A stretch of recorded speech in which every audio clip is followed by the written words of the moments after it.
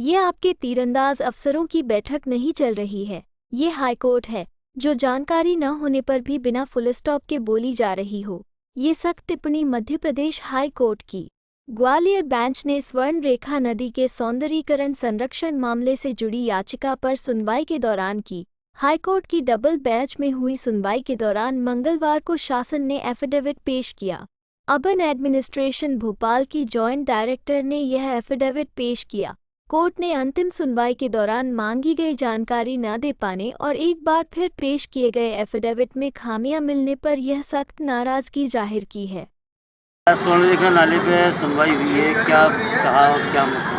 देखिए, जैसा विदित है कि हम ग्वालियर की एक ज़माने में जीवनदायिनी रही ग्वालियर की स्वर्ण रेखा नदी को बचाने की लड़ाई लड़ रहे हैं और अभी वर्तमान में माननीय न्यायालय के समक्ष पूरा प्रकरण लंबित है। सुनवाई चल रही है, निरंतर दिन पर दिन सुनवाई इसमें हो रही है। आज एक बार फिर माननीय न्यायालय के समक्ष सुनवाई थी, क्योंकि माननीय न्यायालय के समक्ष हर बार जिम्मेदार अधिकारी उपस्थित होते हैं। आज नगरीय प्रशासन विभाग की जॉइंट डायरेक्टर मैडम उपस्थित हुई। माननीय न्यायालय के सामने जब उनके द्वारा शासन की तरफ से आया हुआ एफिडेविट पेश किया गया तो माननीय न्यायालय ने कहा कि हर बार एक नया अधिकारी आता है, आज आप आई हैं, इतना मोटा एफिडेविट लेके आई हैं, क्या आपने इस एफिडेविट को पढ़ा है? असल में उनका वो जो माननीय न्यायालय से जब बात कर रही थी तब वो अपनी डायरी के आधार पर बात कर रही थी। जब माननीय न्यायालय ने कहा कि आप जहाँ कागज़ जो पेश किए हैं उन कागज़ों के आधार पर बात कीजिए, ये कोई तीरंदाज अधिकारियों के आपकी मीटिंग नहीं चल रही है, ये हाई कोर्ट चल रहा है और हाई कोर्ट में कागज़ों के आधार पर बात होती है। आप जिस तरीके से एफिडेविट पेश कर रहे हैं, हम जनता का पैसा बर्बाद नहीं होने देंगे।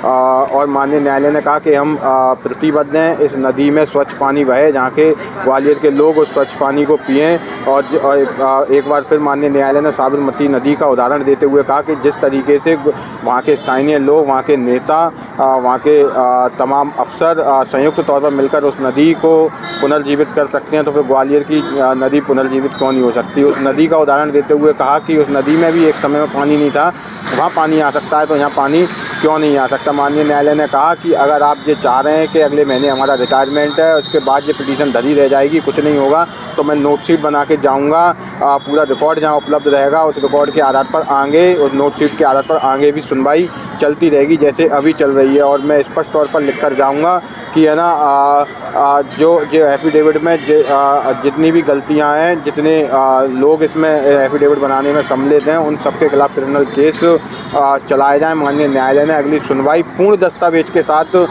14 मार्च निर्धारित किया और इसमें स्पष्ट तौर पर कहा है कि जो जिस एजेंसी से आप काम कराना चाह रहे हो, ट्रंक लाइन का, सीवेज का, उस ट्रंक लाइन उस एजेंसी को भी माननीय न्यायालय ने तलब करने का निर्देश दिया है।